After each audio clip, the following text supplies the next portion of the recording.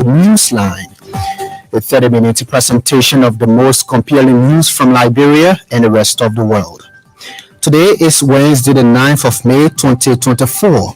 I am Vafli Kamara presenting, and big series we're following this afternoon. President Joseph Boakai assures potential investors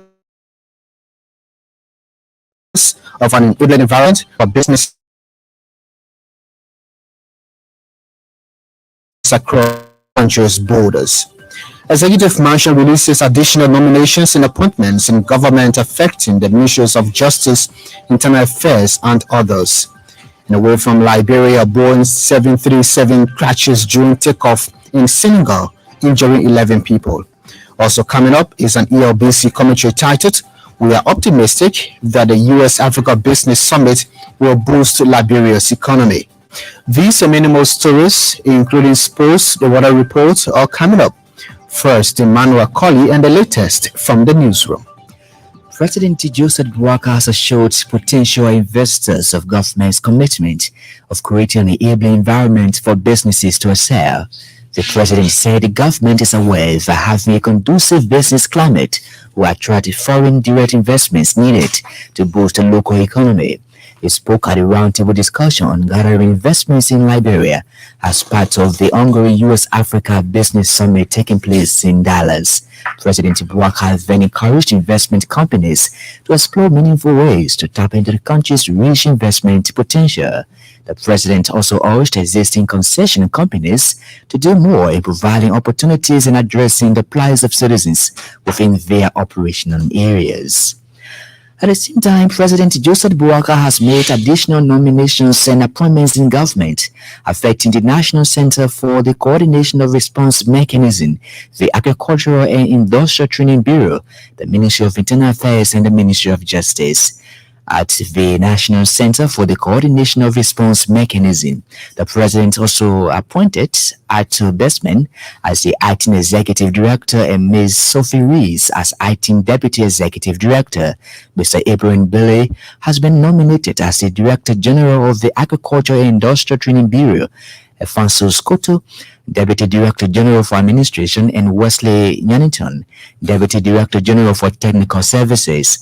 At the Internal Affairs Ministry, the President has nominated Orlando Alma as Assistant Minister for Technical Services, Eric Okwe, Peace Ambassador, and Barbara Mayonga, Deputy Peace Ambassador.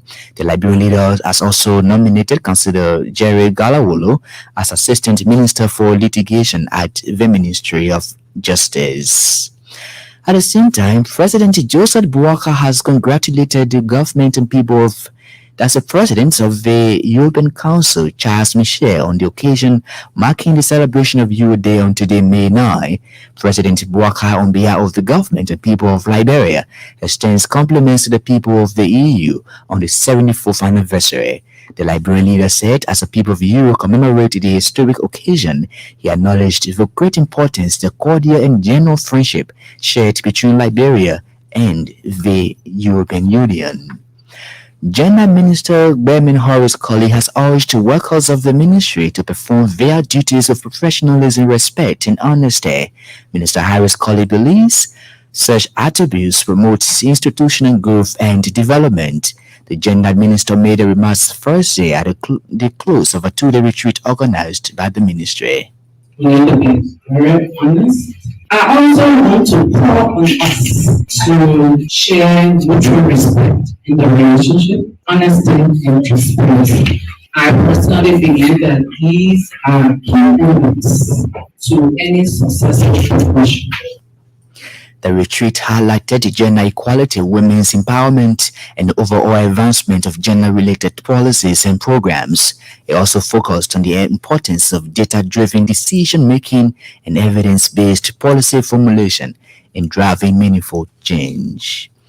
Meanwhile, United Nations Women Representative to Liberia, Comfort Lanti, has reaffirmed her commitment to strengthening partnership with the Gender Ministry to build upon lessons learned. According to her, there is a need for deep reflection, frank discussions, and renewed vigor to gender-related issues, especially issues affecting women and girls. But Atlantic also wants partners develop practical strategies to impact women and girls positively.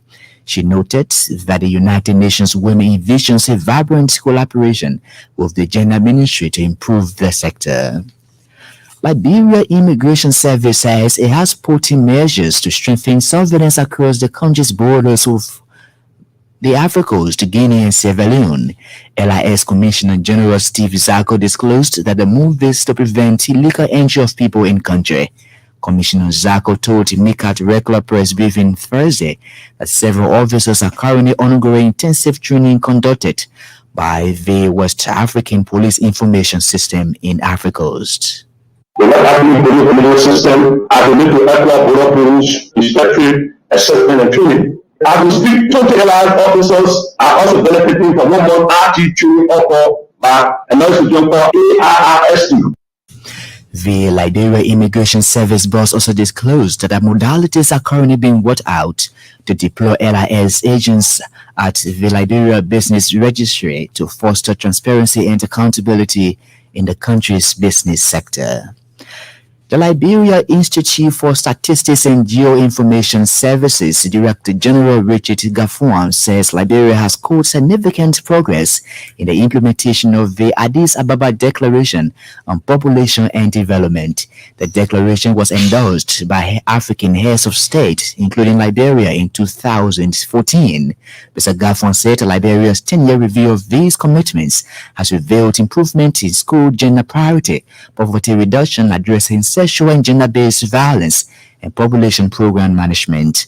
However, the latest boss told the 57th section of the Commission on Population and Development in New York recently that despite the steady progress, several challenges still persist.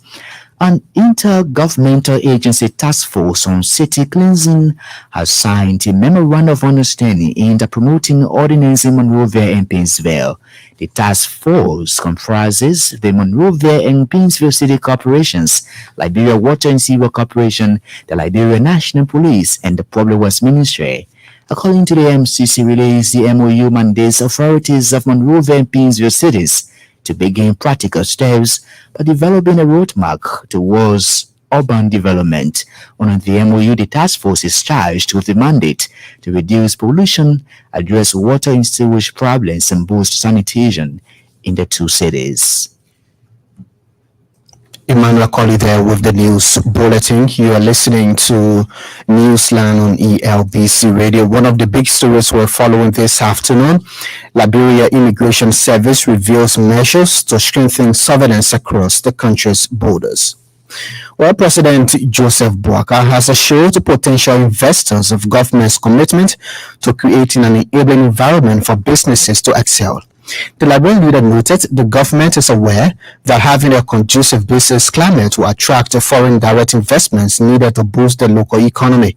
He spoke at a roundtable discussion on garnering investment in Liberia as part of the ongoing U.S.-Africa Business Summit in Dallas, Texas. I'm very happy to be here at this time, and it's like you